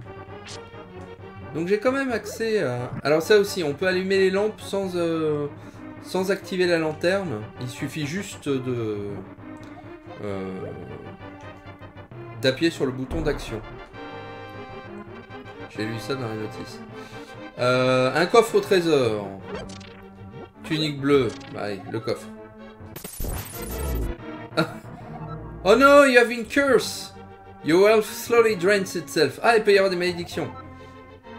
Task collecte 40 rubis. Wow. Ah, c'est méchant ça.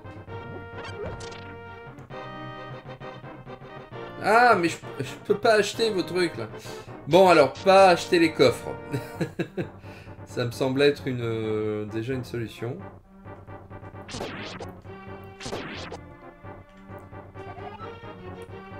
Ah, d'accord, ok. Matching Kingstone. D'accord, ok. Donc faut récupérer la même couleur. Si je meurs à cause de ça, ça serait triste quand même. Yay. Hey. Ah, je suis encore loin de la... Je suis encore loin des 40 rubis. De toute façon, c'est un roguelite. On est destiné à mourir les premières fois. Ah, bah voilà. C'est bon. Qu'est-ce que c'est que ça? A can of quick buzz. Replenish 3 hearts. Ok. Donc des petits, des nouveaux objets de soins.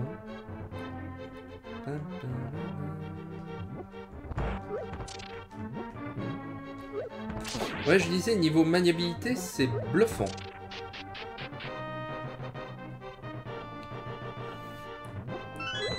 Hop, une petite clé.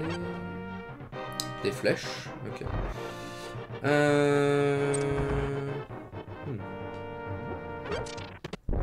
Oh, mais non.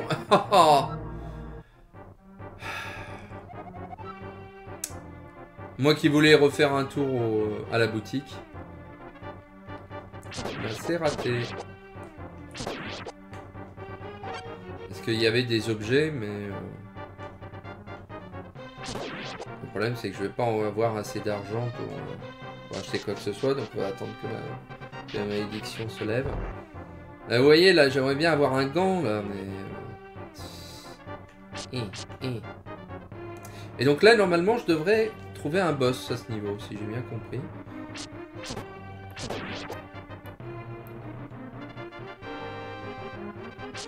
Ah, il y a du sang sur les... sur le sol de la prison, c'est là, on voit déjà qu'il y a de plus en plus de... Oh, d'ennemis, il y a même des...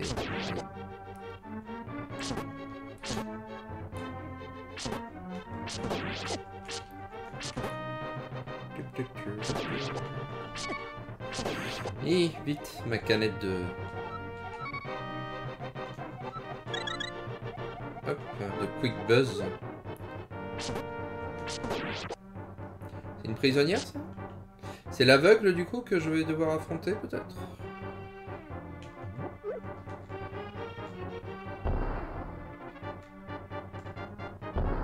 Ah, ça, c'est des éléments de décor.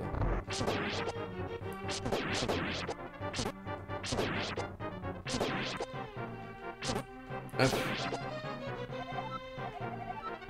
Look like he's dead. Disons, c'est sombre. C'est une réinterprétation assez... assez violente, quand même, de cet univers. Est-ce que je peux te parler, toi? D'accord.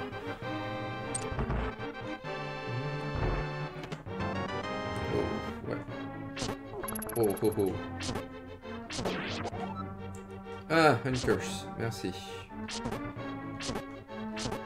Il y a un autre roguelite qui est sorti récemment aussi. Enfin, quand je dis récemment, c'est il y a quelques mois de ça. Sur Ocarina of Time, qui s'appelle Ultimate Trials. Qui est très bon, apparemment, aussi. Que je n'ai pas encore eu l'occasion de faire, parce qu'il paraît qu'il est très dur également. Mais voilà, si jamais vous en entendez parler, apparemment tout le monde en est très content. Ultimate Trials. Où Link se retrouve prisonnier des bois perdus et donc obligé de tuer des ennemis en boucle dans un donjon pour s'échapper. On va aller vers le haut. Ah! Ah, il me manque un rubis pour avoir le cœur. Je vais attendre de l'avoir, je pense. Avec un peu de chance. Un mob va me le donner, ce rubis. Parce que j'aimerais bien l'avoir.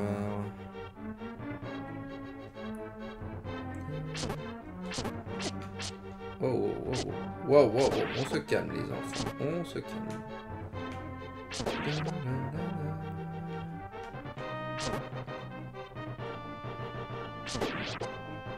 Eh bien. Ils vont pas me donner de fric, hein, ces petits radins.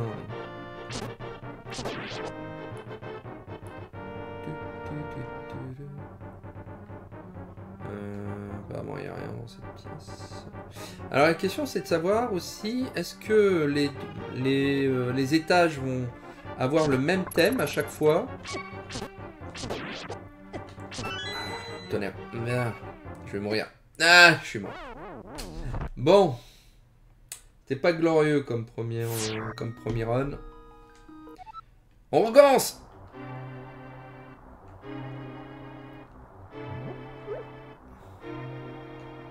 J'ai l'impression que ça commence toujours de la même façon. Dommage, dommage. Bah oui, bah...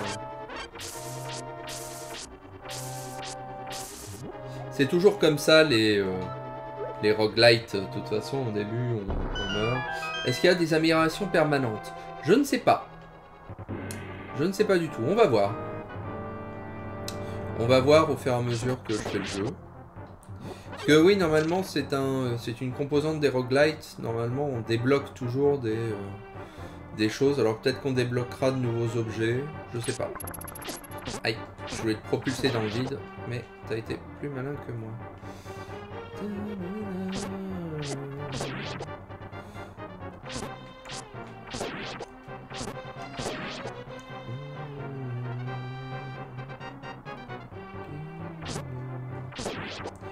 Allez, on a un objectif du coup, c'est de finir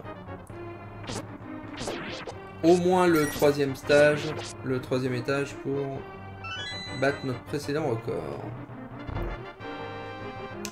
Alors, il y avait une porte fermée à clé quelque part.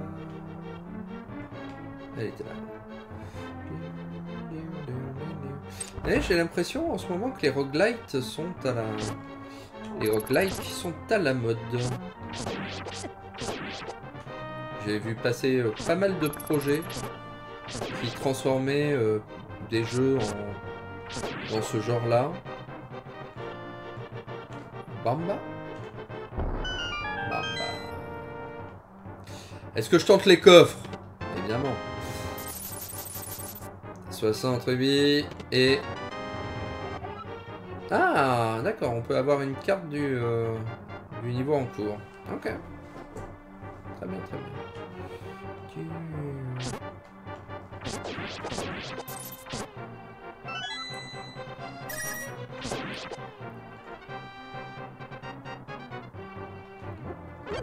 Allez, on tente sa chance. Ok. Niveau 2. On y croit.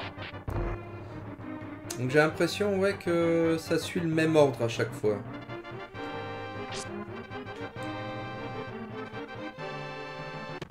Ah, malédiction.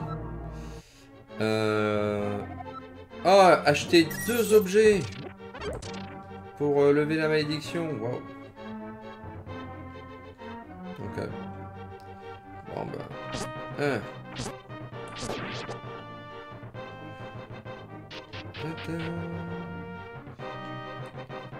Alors. Bah oui. On va acheter celui-là. Et on va acheter le poulet. Qui doit nous rendre de la vie, je présume. Info. 6 vies. Ah ouais, donc c'est quand même assez... Bon courage pour cette run et pour les nombreux autres. Merci. Merci d'être passé. À bientôt.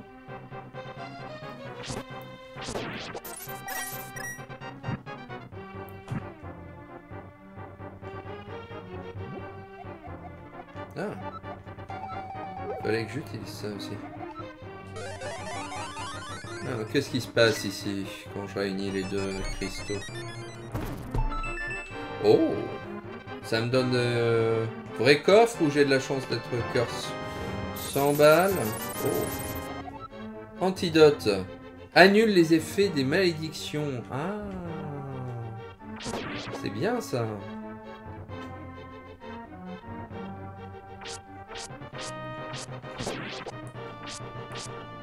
Ah, par contre, le petit rat là, dans le noir, pas agréable.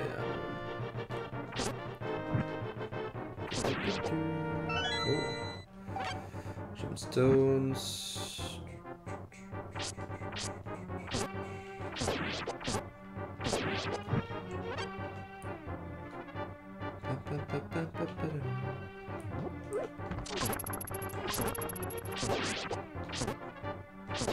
Est-ce que je peux faire... Non, je peux pas faire l'attaque tourbillon encore. Pas avec celle-là, en tout cas.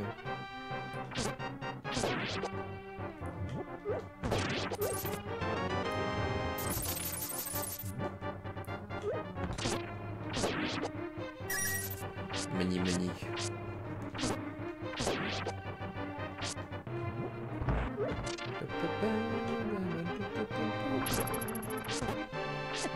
Aïe. Ah oui, dès ce niveau-là, les ennemis commencent à devenir plus coriaces, là, plus méchants. Oh.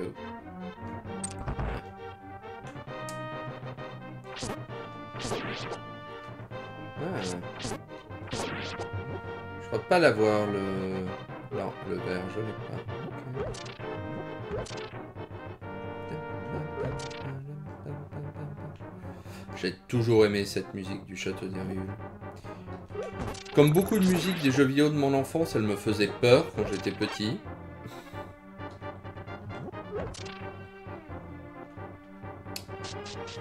Mais vraiment, elle est extraordinaire. On est revenu à la prison.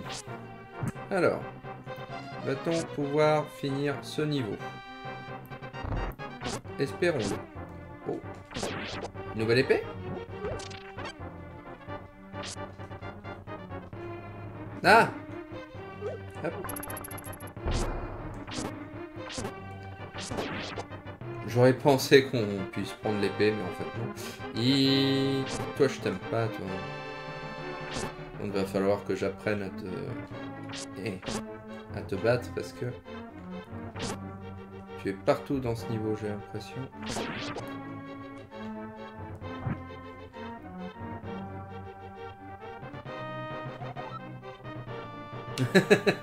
J'ai 13 gamins à la maison, j'espère qu'ils vont bien. Bah écoute, j'espère qu'ils sont grands tes gamins parce que sinon...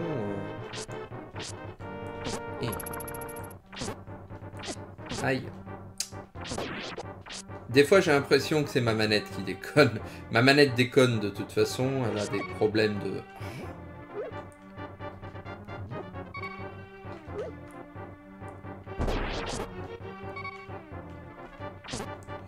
Là j'aimerais bien avoir un petit boomerang quand même. On va manger le poulet. C'est un peu de la... du gaspillage par rapport à mon nombre de cœurs, mais...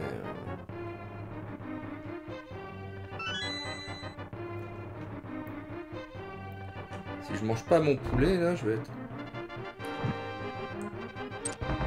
Je vais avoir du mal. Oh yes, un cœur. Merci. Et ça, c'est quoi? Orbe de glace. C'est quoi un orbe de glace? Info. Break to unleash an ice storm.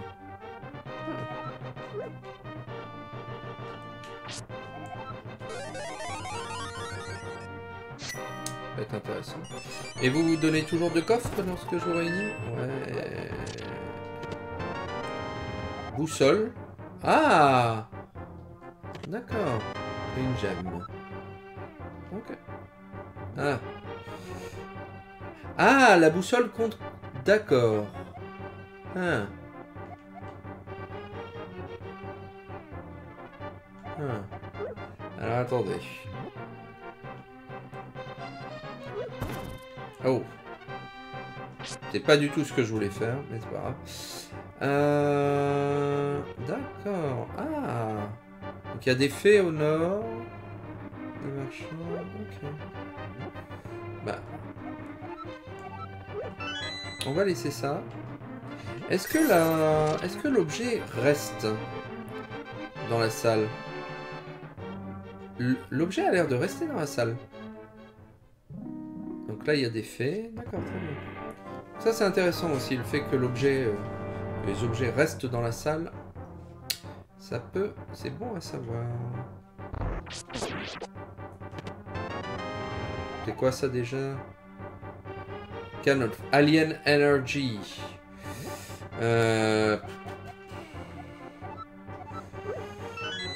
Comme j'ai pas d'arc de toute façon, autant...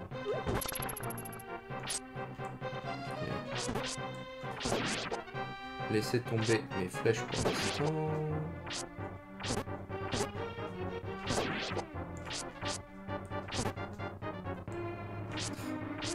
Si, j'aimerais bien avoir un arc. C'est fou comme dans le jeu original, mais même dans les randomiseurs, on arrive quand même assez rapidement à avoir des objets d'inventaire assez utiles. Et donc là, quand on ne les a pas, ben, on se sent tout désemparé. Aïe.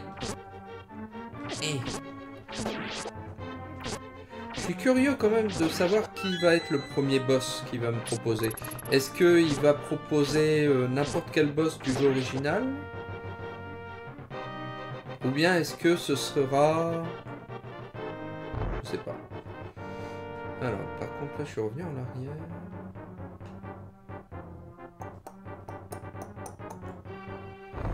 Il n'y avait pas d'autres portes ici. Yes.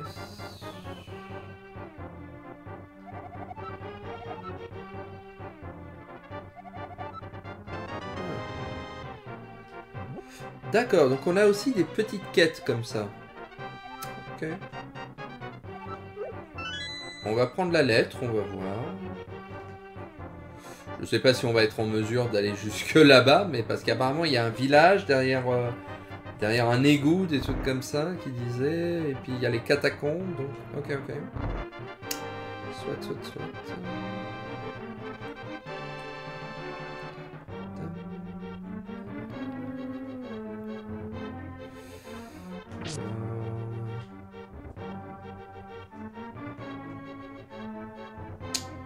Qu'est-ce que j'aurais négligé?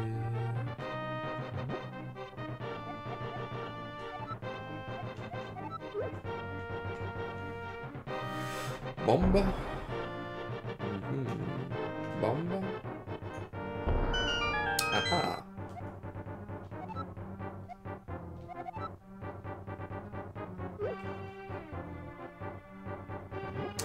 Deux coffres. Bon, j'ai une potion. Oh. Roadstone. Shoot bin, d'accord. D'accord, j'ai un tout petit inventaire quand même. Hein. On va utiliser ça. Et puis je vais prendre le bâton de pierre. Parce que je trouve que c'est intéressant. Je vais sans doute pouvoir immobiliser des ennemis avec ça. Et la boussole est restée là, ce qui est assez cool. Ah, voilà. Oh. Eh, raté. Eh.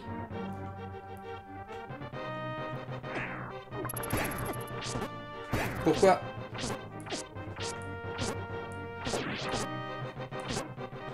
Oh oui. Ah, oh.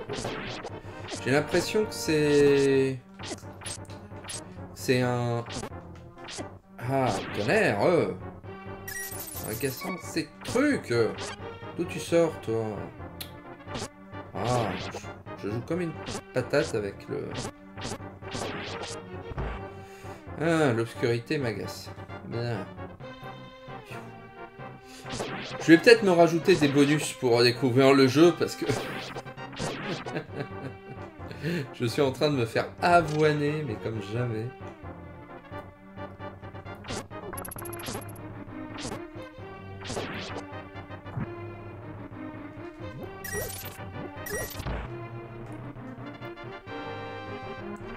Je me dis que si Agani m'avait fait des donjons aussi complexes dans le jeu original, hein, Link aurait jamais pu... Oh!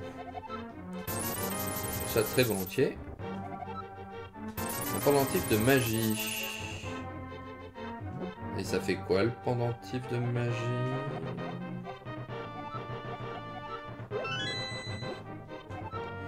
Info.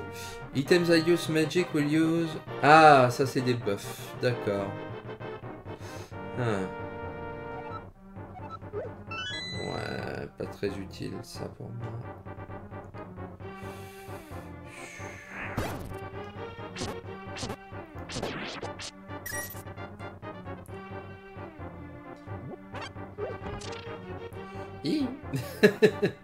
Le game pourchasse, mais je pense que mon intérêt est d'éviter les combats si je le dois, parce que ils ont tendance à faire mal et je crois plus avoir d'objets de soin. Non.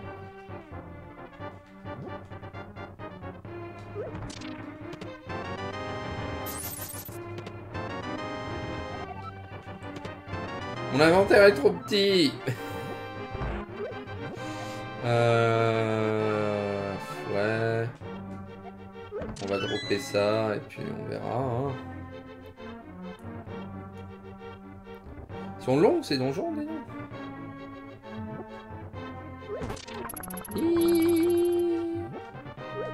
Adieu. Aïe. Oh, dans le jeu original, on pouvait ne pas être tapé si on restait dans l'entrée. Aïe, aïe, aïe.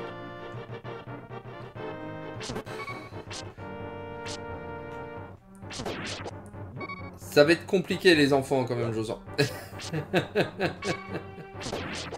Je pense qu'on va prendre des buffs pour la prochaine fois. Ah, d'accord. Et puis là, le boss. Alors, Chevalier Armos. Alors, Chevalier Armos sans bédieu. On va voir ce que ça fait les... Oh. D'accord, donc ça faisait rien du tout et je suis mort. Ok. Bon, alors, le jeu est pas simple quand même. Je vais essayer de faire quelque chose avec du...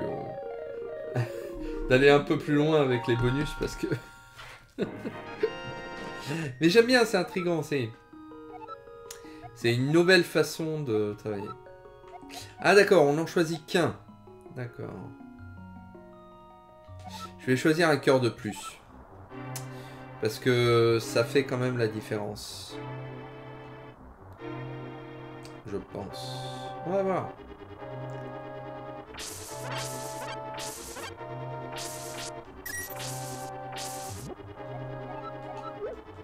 Et c'est un très très bon travail en tout cas. Hein. Le résultat est tout de même bluffant. Hein.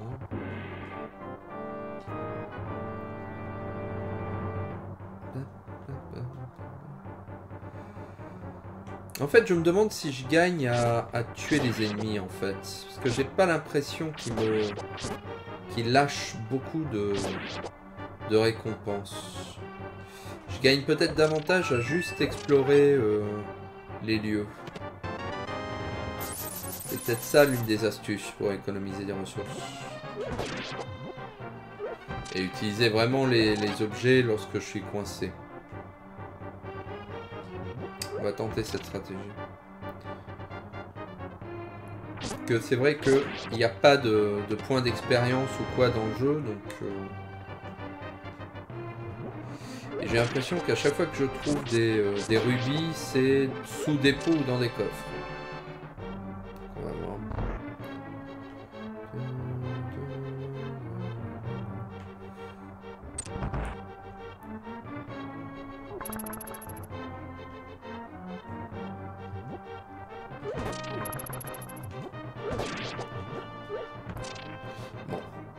On a progressé quand même, on est arrivé jusqu'au boss du niveau 3. Alors là pareil, je sais pas... Oh, malédiction.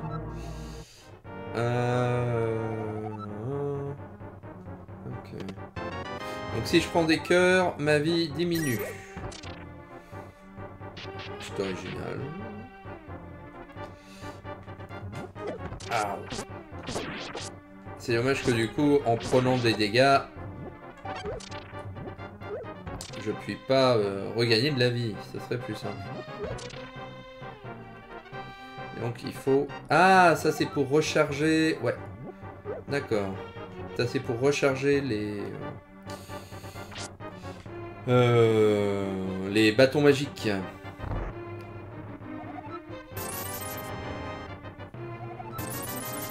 Ah, un petit bouclier, ça c'est bien. Et le bouclier prend aussi une place dans mon inventaire, du coup. D'accord. Alors je me demande quand même qui sont ces gens qui sont... Oh, upgrade d'épée. Pas mal. Qui sont dans les donjons d'Aganim à vouloir me vendre des trucs. Aïe. Ça me semble pas être un... quelque chose de très sain quand même. Mani, mani, mani, mani. Miam, miam, miam.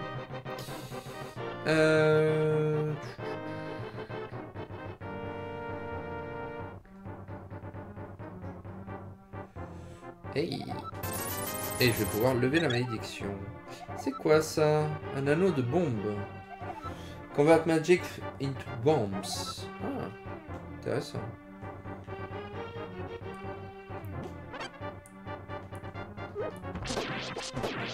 Bon, au moins...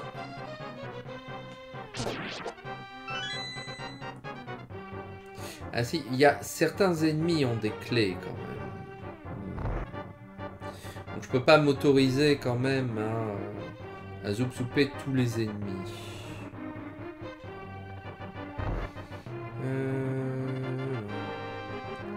Je peux quand même m'autoriser à en effacer quelques-uns, je pense. Tout de même. Surtout que les ennemis reviennent pas, j'ai l'impression. Quand je vide une salle, c'est par là que j'étais arrivé, je crois. Ouais. Et on peut pas remonter aux étages... aux étages plus hauts. Ok, bon à savoir aussi.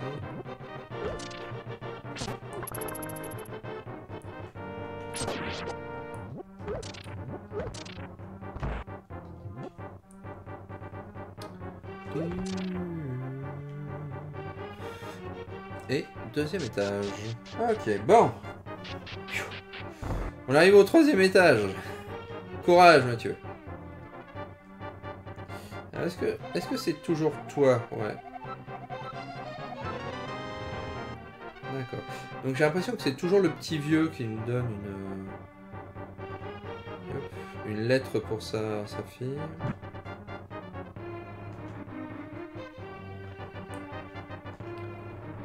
Alors, ça a beau être généré procéduralement, l'effet est tout de même assez bluffant, parce que pour un peu, on pourrait vraiment croire que c'est un vrai donjon. Alors, je suppose que de toute façon, ouais, il faut encore une clé.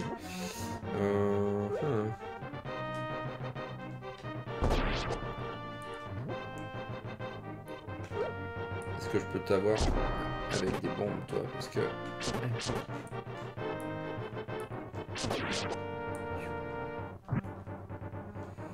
Ok. Donc, il me faut une deuxième clé. Donc ouais, on peut pas s'en tirer quand même en ne tuant pas les ennemis. Hein. Il a pensé à ça. Intéressant.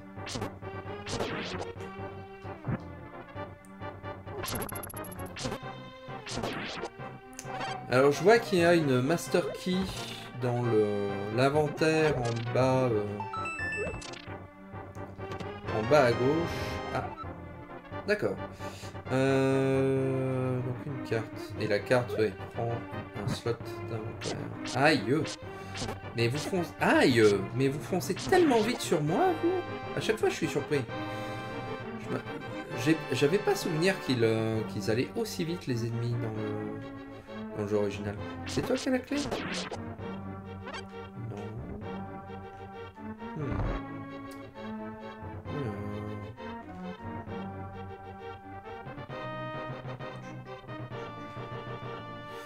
Il va manquer une clé ici.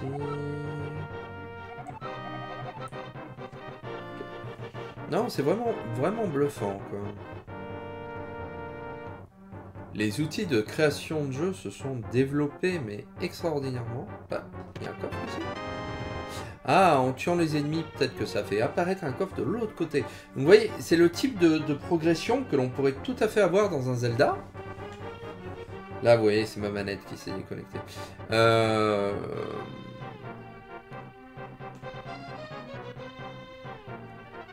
Qui serait... tout à fait possible dans un Zelda, ce type de choses. Ah, tu tues les ennemis d'un côté de la salle, reviens en arrière pour choper la clé. Donc ouais, c'est assez...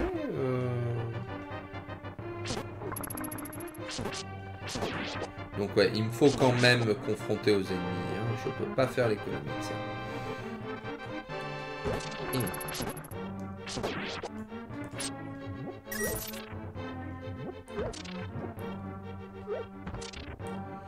Ah, les flèches, de toute façon. J'ai pas d'arc. On va d'abord explorer en haut.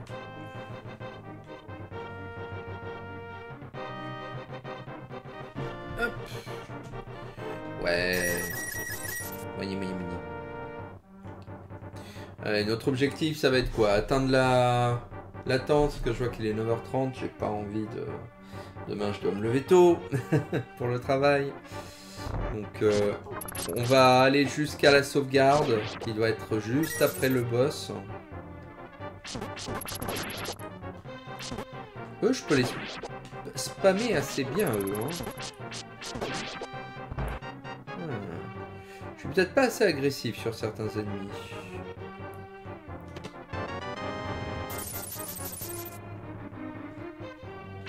Alors, les rats, par contre... Vous étiez ma bête noire dans le jeu original, vous le serez encore ici. Bonjour madame la marchande. Alors qu'est-ce que vous me proposez? Sac de bombes. Les bombes ne prennent plus un espace d'inventaire. Intéressant. Et puis ça pareil, c'est pour... Ouais. Ok. Donc on va prendre hop, le sac de bombes. Ça va du coup me libérer. D'accord, donc les petits symboles de sac, d'accord. Et il y a un carquois du coup pour les flèches aussi, lorsque on a... Pour éviter que les flèches prennent un emplacement d'inventaire. Ok, ok. Aïe. Aïe, aïe, aïe. Saloperie de rat. Je vous déteste.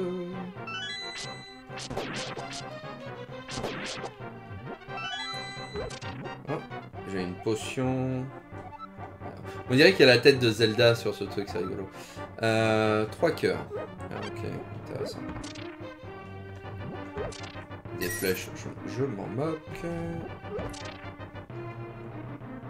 Ok, ça a l'air d'être la fin de cette zone.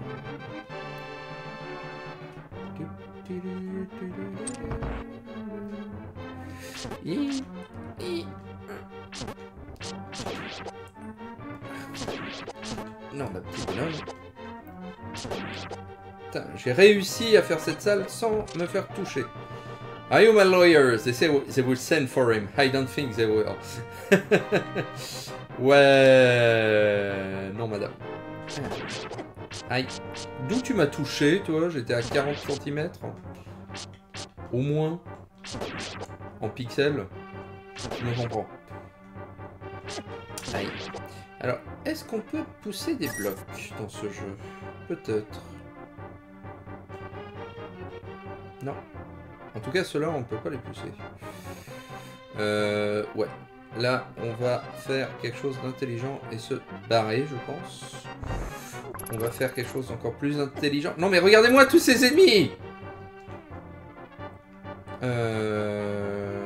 Ok. Alors. Est-ce qu'il faut que je vous tue tous pour ouvrir la porte?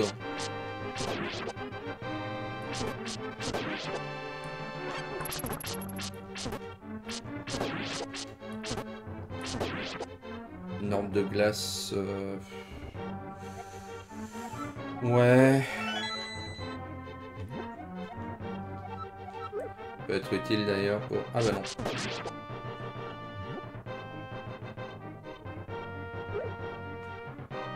Ça a ouvert la porte?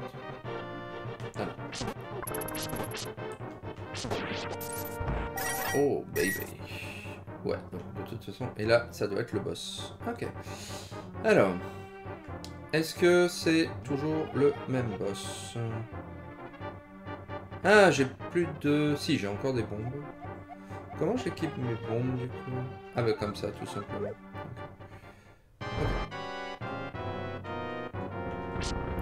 J'ai tellement peu l'habitude de les faire à l'épée, ces gars. D'habitude, on a toujours l'arc. Et genre dans les randomiseurs, il n'est pas rare qu'on ait d'autres objets à ce moment-là de la partie. Info, ouais.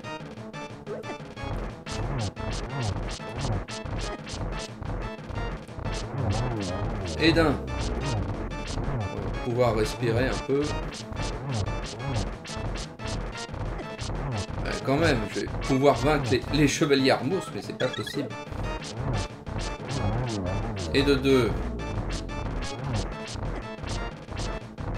Oui, d'habitude je les fais toujours à l'arc, mais c'est bien du coup, c'est comme les randomiseurs, ça m'oblige à faire ces ennemis-là dans d'autres conditions. Et de 3. On va remanger un truc. Et de 4.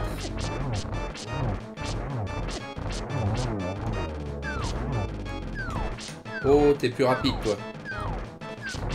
Et pareil, sans l'attaque tourbillon, c'est assez bizarre, en fait, de le faire autrement, ce boss.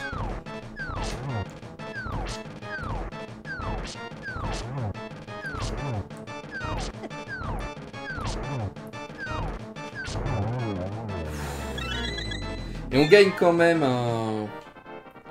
D'accord, donc je présume que les 3 boss, en fait, vont être uniquement les trois boss du monde de la lumière, donc Armos, Lamolas et Moldorm. Ça me semblerait logique. Est-ce qu'Aganim a d'autres attaques? C'est ça aussi la question. Voilà, et là, c'est un point de sauvegarde. Piou. Eh bien, très bon. Très très bon, très intense. Parce que si les 3 premiers niveaux laissent présager des 3 autres, enfin des 12 autres, ouais, ça sera pas de tout repos. Mais ouais, vraiment très très très très bon. Je recommande. Alors le jeu est, quand vous le téléchargez, il y a un petit manuel. Hop. Où on en apprend plus sur le développeur. Donc je montre ça quand même parce que... Hop.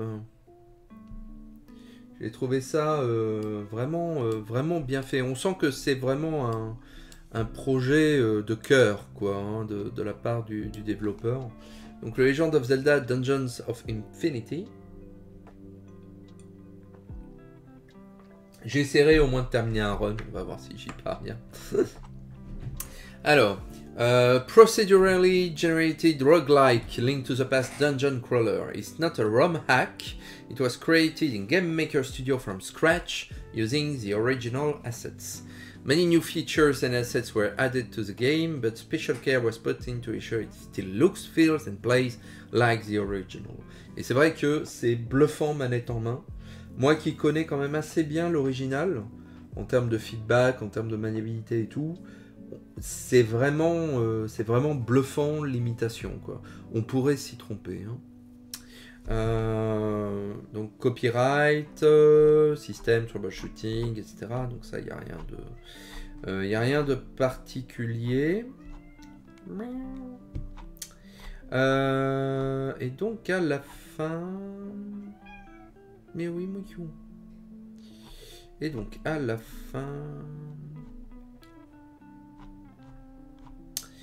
les switch blocks, je les ai pas encore rencontrés, ça va être compliqué aussi. Touchy, ah voilà, about the developer. Donc, quand même pour que l'on sache qui l'a fait, parce que c'est important. Hein. My name is Justin Bohémier, je pense. And I live in Canada with my 4 cats. T'as entendu mon petit chou, il a 4 cats. Mais oui, hein, moi je sais plus où donner de la tête avec un seul, alors 4 t'imagines. And spent the last 4 years pouring my heart and soul into creating this game. I'm very happy with how it turned out and considering my greatest achievement. I hope you enjoyed playing it. I learned about computer programming back in 1996 when I was 16. Donc on est plus ou moins... Il est un peu plus vieux que moi. Il a du coup 6 ans de plus que moi. And I've been creating software video games ever since, but even before I knew how to program as a king, I would draw countless video game levels on paper, dreaming of seeing my own games come to life one day. Je l'ai eu fait ça aussi, surtout des plateformes, des niveaux de Mario et des donjons de Zelda, ça j'en ai fait ça. These 100 levels were mostly platformers similar to Mega Man levels. I was influenced by early computer games on the C64 and console games on the NES and SNES. I received a copy of Zelda: A Link to the Past as a Christmas present back in 1983. Plus ou moins la même période où je l'ai eu d'ailleurs, ça devait être 94, moi un peu plus tard. And I was hooked immediately. I played it many times and consider it to be one of the greatest video games of all time. Je suis d'accord avec ça. My other hobbies are mathematics, composing piano music, designing fractal art and cycling. Alors l'art fractal, je vois où le côté roguelite procédural l'a plu. You can contact me at justinpoignet@gmail.com. Thank you for playing. Vraiment. Oh, spoiler. Je cache, mais moi je regarde parce que j'aime bien les spoilers. C'est quoi? Ah. Oh. Très intéressant. Ok. Gotcha. Très bien. Bah vous le saurez pas, voilà. Hein, si vous voulez le savoir, il vous faudra télécharger le jeu et le découvrir par vous-même. Très bien. Écoutez, je vais m'arrêter là pour ce soir. Je suis déçu pour la lecture de l'article. Bon, après, c'était un jeu qui était... Un article qui était très complexe et très savant, que j'ai essayé de résumer au mieux. Ça, c'est le site d'ailleurs du développeur, si vous voulez le télécharger. Hein, je le mets dans le chat, il sera en commentaire de la vidéo sur YouTube, si vous voulez vous y essayer. Et donc voilà, et donc il y a encore plein de zones là qu'on n'a pas découvertes, hein, parce que du coup c'était vraiment le début, mais il y a aussi des villages apparemment dans les souterrains, je présume, ou bien alors on sort de la zone, et il y a d'autres jeux qu'il a développés, hein, que vous pouvez aller voir. Il y a une nouvelle version de Donkey Kong, tiens, remake du jeu d'arcade, d'accord, intéressant, qui s'inspire aussi de Mario, est-ce que je vois? Ah, ça pourrait être intéressant à voir. Mais en tout cas, voilà, moi je suis... voilà, c'est très bon, je vais y revenir. Voilà, en espérant faire mieux, peut-être terminer un run, mais comme les roguelites ont tendance à devenir très durs à la fin, on va voir. Mais comme toujours, il y a toujours une part de chance, et c'est ça qui est pertinent en plus. Mais je suis pas satisfait quand même avec la manette, parce que je joue avec une manette Xbox, et non seulement... en filaire, elle a tendance à se déconnecter, enfin elle marche plus trop bien, le câble est distordu, donc ça me déconnecte régulièrement, donc ça me bouffe parfois des inputs, c'est la faute à la manette, tout à fait, je suis pas de mauvaise foi. Mais surtout, j'ai toujours détesté les sticks, les croix analogiques des manettes qui ne sont pas des manettes Nintendo. J'ai toujours trouvé que le D-pad, le pad directionnel de la NES, Super NES, etc., sont les meilleurs croix directionnelles. Même celui de la Switch, qui est bien pourtant, et que je préfère sans doute à celui de la Xbox et de la PlayStation, je trouve que c'est pas pareil. Donc il faut que je reprenne un adaptateur pour ma manette Super NES et que je vois si ça peut marcher aussi avec ça. On va voir. Mais je suis pas satisfait de ça, il me faudra une autre manette Xbox en tous les cas. Bon. Quoi qu'il en soit, je vais terminer le stream ce soir ici.